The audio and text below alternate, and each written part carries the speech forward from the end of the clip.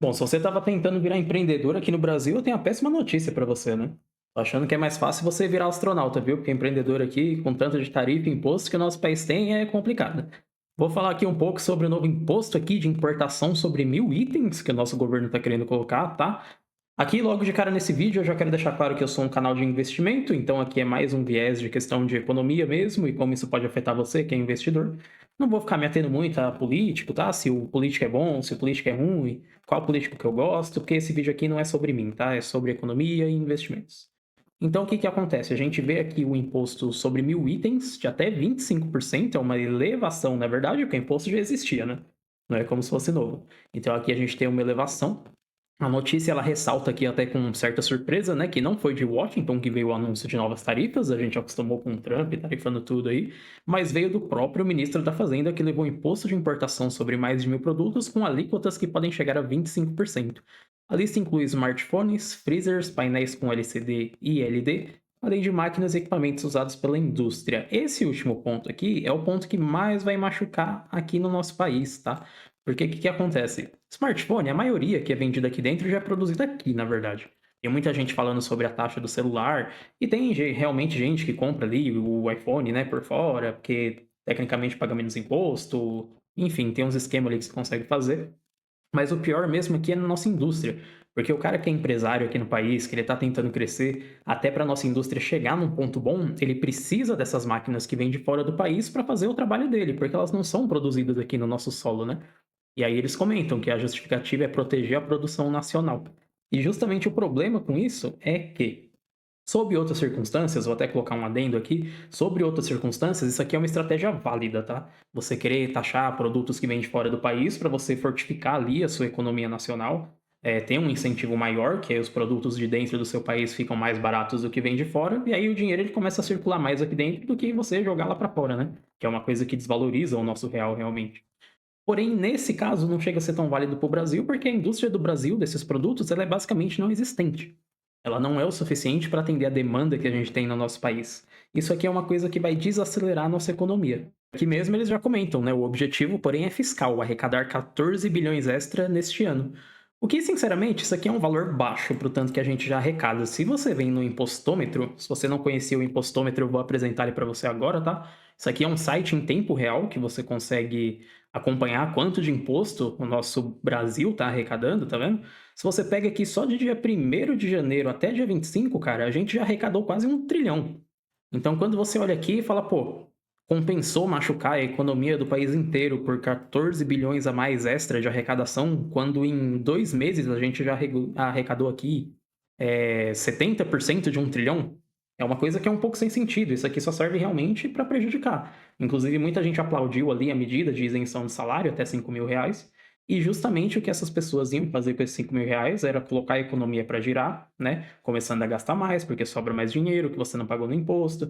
E justamente os tipos de produtos que essas pessoas iam comprar são os produtos que a gente vê taxado aqui, né? Como a questão do celular, a questão agora também para quem gosta de computador. Não só para jogar, eu tô vendo muita gente falando nesse ponto de, o pessoal que joga para montar computador, memória RAM e placa de vídeo. Isso é verdade, eu também jogo, também monto computador. Mas não é nem só para isso. Quando você pensa em computador corporativo para quem tem empresa, para quem precisa comprar notebook para os seus funcionários, isso afeta tudo isso, não é só questão de joguinho, né? Porque tem gente que fala assim, isso aí é só questão de joguinho. Mas para o cara que é empresário, que precisa comprar máquinas para manter ali sua operação rodando, isso aqui atrapalha pra caramba. Ainda aqui no impostômetro, se a gente desce, eles conseguem mostrar um gráfico pra gente de quantos dias, em média, que você é brasileiro igual eu, né? Tá assistindo esse vídeo aqui. Você e eu, quantos dias, em média, no ano a gente trabalha só para pagar os impostos referentes à nossa existência dentro daquele ano, tá? Então, se você olha aqui, ó, desde 2010, tinha uma média de 148 dias no ano que você trabalha só para pagar imposto. A gente teve um pico aqui de 153 dias no ano que você trabalha só para pagar imposto, aqui de 2016 a 2019, né? E aí a gente tem uma quedinha aqui, mas é uma queda que simplesmente reverte a gente para o cenário ali de 2010 que continua sendo horrível. Então, praticamente aí metade do seu ano você está trabalhando só para pagar imposto. É um dinheiro que você nunca vai ver a cor, é um dinheiro que você nunca vai conseguir usar para você nunca vai conseguir usar para começar um negócio. Então a gente vê agora muita dificuldade no Brasil de você ser um empreendedor, começar um seu negócio. Às vezes, aqui no Brasil, a gente tem ideias muito boas, mas a gente nunca é primeiro em nada no mundo, porque a gente não consegue começar. É muito difícil. Qualquer coisinha que você vai fazer tem tributação, qualquer coisinha tem imposto. Agora eles estão indo com força atrás dos autônomos também, querendo ver tudo lá, né? Qual as transferências do Uber, quanto que tá ganhando e que não sei o quê. Isso aí complica pra gente, né? E aqui a gente tem até um outro ponto, né? Falando mais um pouco agora realmente sobre economia e investimento. Tá entrando muito capital estrangeiro no nosso país. Quando a gente entra aqui no nosso Ibovespa, ele tá subindo pra caramba, com uma subida expressiva aí, ó, de 51% no último ano. Então as nossas empresas estão valorizando pra caramba, principalmente pelo fluxo estrangeiro que tá entrando na nossa bolsa, tá? Você vê que o pessoa física, na verdade, está vendendo bolsa, você vê que o institucional também está vendendo bolsa, e quem realmente está apostando no nosso país no momento são os estrangeiros, em grande parte fluxo realmente dos Estados Unidos, tá? Que está investindo aqui na nossa bolsa porque está enxergando que tem boas ações a bons preços, e aí o pessoal investe aqui no nosso país. Só que eles também estão investindo sobre a notícia de que a nossa taxa Selic vai cair. A gente está com previsão de taxa Selic, né, para corte, que está muito alta, está em 15% já tem um tempo, e essas notícias circulam lá fora, nos bancos dos Estados Unidos. Chega lá o JP Morgan e fala, ó, o Brasil está estimando uma queda de tanto na sua taxa de juros. E isso anima os investidores estrangeiros a colocar o dinheiro aqui, porque isso diminui o risco fiscal. Toda notícia que a gente tiver nesse quesito aqui pode acabar gerando uma reação em cadeia, onde eles começam a tirar o dinheiro daqui do Brasil, porque começa a ter mais risco fiscal. Eles olham isso aqui e falam: caramba, a taxa Selic não ia cair? Eles não iam começar a gastar menos? Por que eles estão colocando imposto agora para querer arrecadar mais dinheiro ainda? Será que a taxa Selic vai cair mesmo esse ano? Pode ser que não caia. Aí o Banco dos Estados Unidos pode refazer a avaliação dele, falar que na verdade pode ser que a taxa Selic não caia mais diante das políticas monetárias que eles estão enxergando aqui, e aqui começar a desabar, né? Aí gera desconfiança, os caras começam a tirar dinheiro da nossa bolsa e a gente volta a estaca zero. Uma coisa que eu acho que é muito importante a gente frisar também é que quando a gente fala de imposto e taxação, cara, esse papo aí de você taxar os mais ricos, colocar imposto no mais rico para distribuir riqueza, isso é algo que não funciona. Você tem que entender o seguinte: o cara que ele já é empreendedor estabelecido no país, ele vai abrir aqui, ele vai olhar essa notícia, vai falar: nossa, aumentou aqui 25%, tá bom, eu aumento o preço do meu produto em 25%. Repassa tudo pro consumidor, que é você. Mete tudo em você, vai dormir, vira lá na cama dele, vai dormir, dorme tranquilo com o dinheiro dele. Ele já é empreendedor estabelecido, ele já tem a empresa dele, ele vai repassar a taxa ou o imposto para você, que é o consumidor, e quem vai ter menos dinheiro é você. Você e eu, que é classe baixa, é classe média, e assim por diante. Então isso é uma coisa que não funciona. Essa história de você querer taxar de quem tem mais, colocar imposto para quem tem mais, porque na prática o que acontece? Esses impostos eles viram barreira para quem quer começar a não conseguir. O pessoal que já está lá em cima, que já está estabelecido, vai repassar o imposto, e quem vai pagar no fim das contas é você. Aí a gente teve a isenção lá de até 5 mil, que o pessoal ia usar, né, para tentar movimentar a economia. E aí, de repente, mesmo você tendo esse dinheiro a mais, você não consegue começar o empreendimento, porque o que você recebeu a mais, que foi isento de imposto, os caras colocou de taxa no produto que você precisa para gerir seu negócio. E aí fica elas por elas. Então é uma cadeia de comando, entende? Sempre vai arrebentar, a corrente sempre arrebenta no lugar mais fraco, né? Me embananei todo, mas você entendeu o que eu quis dizer. É igual para você que trabalha, né? Se você tem um emprego hoje, o CEO não vai lá, fala um monte pro coordenador regional, aí o regional vai lá, fala um monte para todos os gerentes que trabalham naquela área, e aí os gerentes vai e fala um monte para você, que é o funcionário.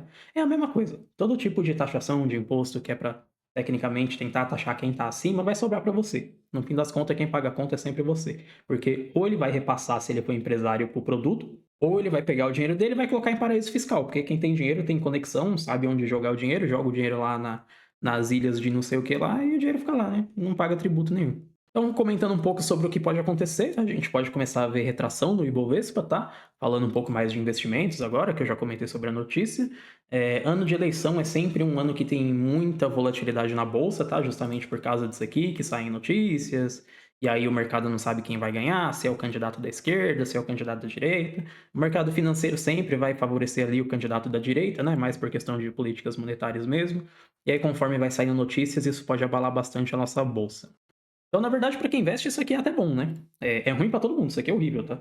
É horrível, vai ter imposto pra caramba, vai ficar cada vez mais difícil, o dinheiro que ia sobrar para as pessoas já vão acabar indo embora devido a esses impostos a mais que a gente está colocando, mas para quem investe é bom. O investidor, ele é uma criatura oportunista. Investidor bom não existe tempo ruim, tá? É uma coisa que eu gosto de falar. Se você é um investidor bom, você sabe o que você está fazendo, cara, todos os momentos da história, esteja em crise, esteja a bolsa desabando, esteja a bolsa voando, você sempre vai conseguir fazer bons investimentos e sempre vai sair ganhando, né? Então, para quem é investidor, cara, meio que não faz diferença, né? A gente analisa para ver qual que é o cenário, para a gente entender, para a gente ver, né, para onde está indo a situação, de que forma a gente deve se movimentar. Mas o investidor, ele é realmente muito oportunista, então, na verdade, uma notícia ruim seria até bom nesse momento, se a bolsa começasse a desabar, porque subiu muito, as empresas boas estão todas muito caras, tá todo mundo tendo dificuldade aí de achar investimento bom. Então, se começa a ter uma queda aí, é bom pra gente que a gente começa a sentar o dedo aí, comprar um monte de ação boa, e aí a gente acaba se beneficiando.